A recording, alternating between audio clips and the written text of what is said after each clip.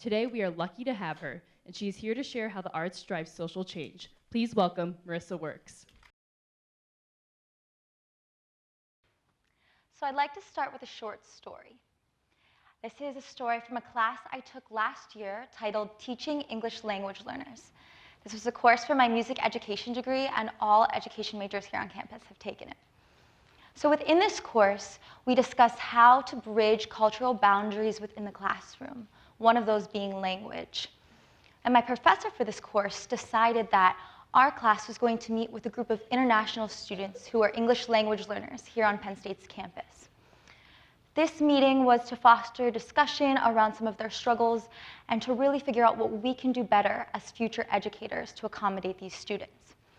So for this meeting, we were tasked to bring an object to represent ourselves, our culture, and where we're from.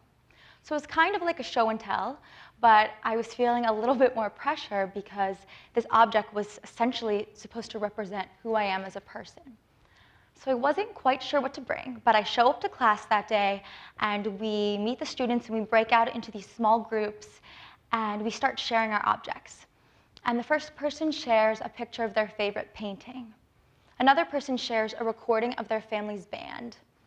I share a video of myself singing an Italian aria to showcase my Italian heritage and then also my music studies.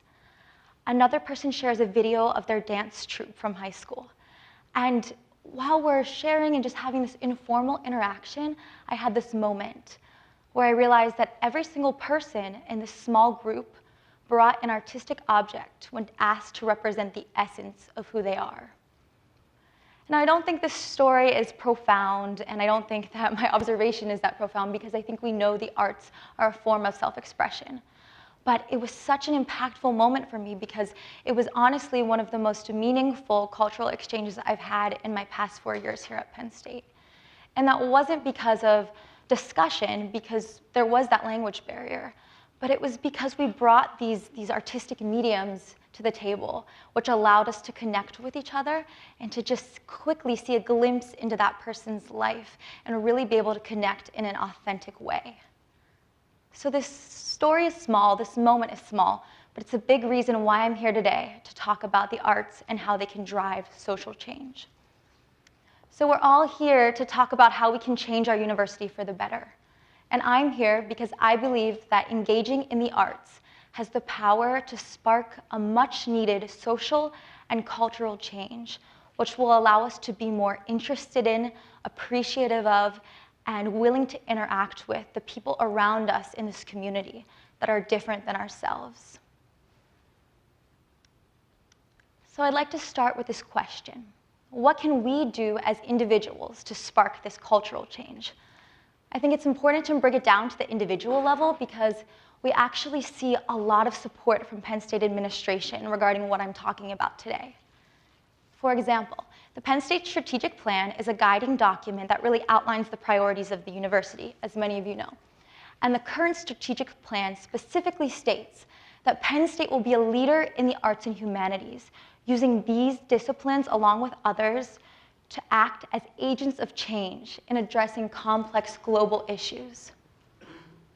Our university believes that the arts lie within the answers to some of our most difficult problems. But do our students understand this? Do they believe this? Do they act on this? I'm not 100% convinced of that, which is why I want to talk about this today and address some misconceptions as to why I believe maybe they don't. So I want to start with what I'm not saying. I don't think that going to see a show or walking through the Palmer Museum of Art or going to a dance recital, I don't think those actions directly tie to change. These aren't tangible steps to change. I don't think that artistic experiences change the world.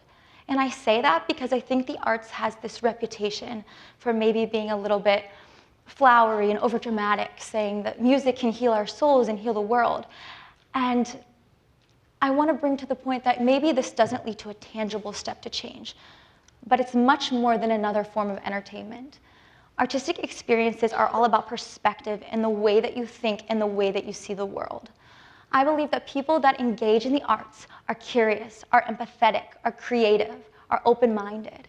And these are all admirable qualities. These are all qualities to describe leaders, to describe people who challenge themselves and challenge their communities to be better. I think essentially what I'm saying is that engaging in the arts is an investment in your perspective.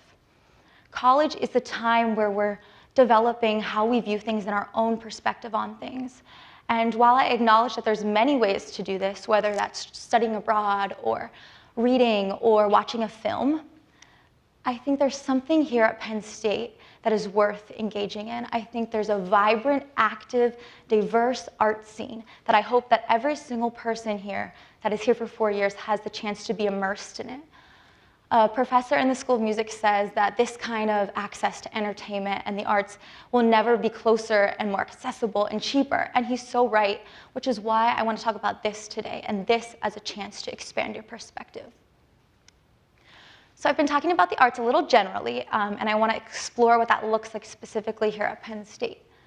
I think the easiest way to explain our art scene here is within these 3 major entities. So first we have the Center for the Performing Arts. This is housed in Eisenhower and Schwab Auditorium, I'm sure many of you know, and they work to bring global artists here to our neighborhood.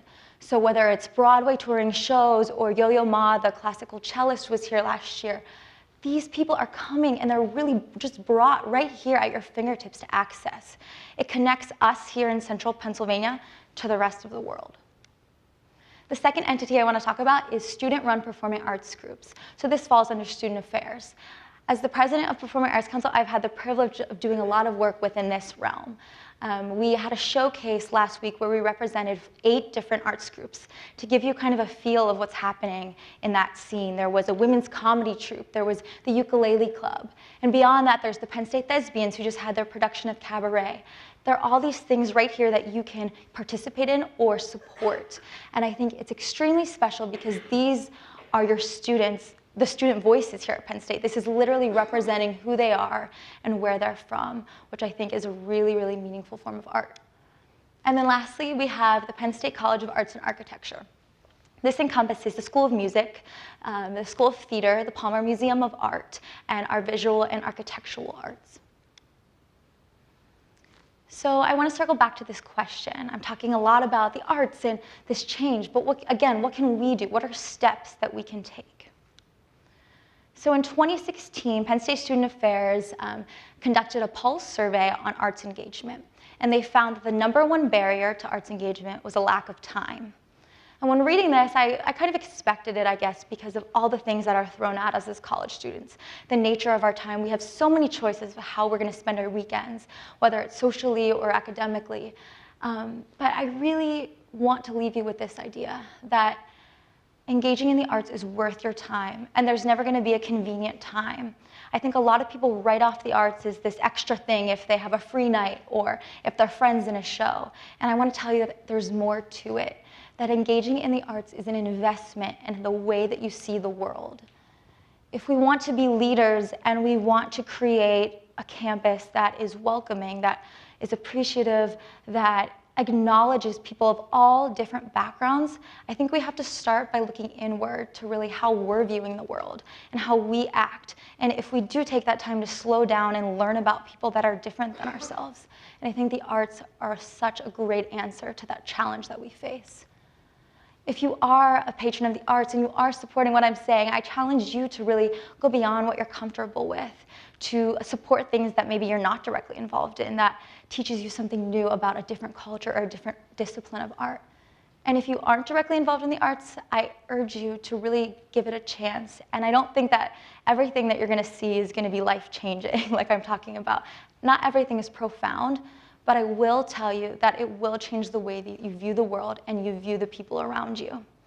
So again, I believe that engaging in the arts is an investment in your perspective, but also an investment in the people in the community around you. And that's the kind of change that we need here on campus. Thank you.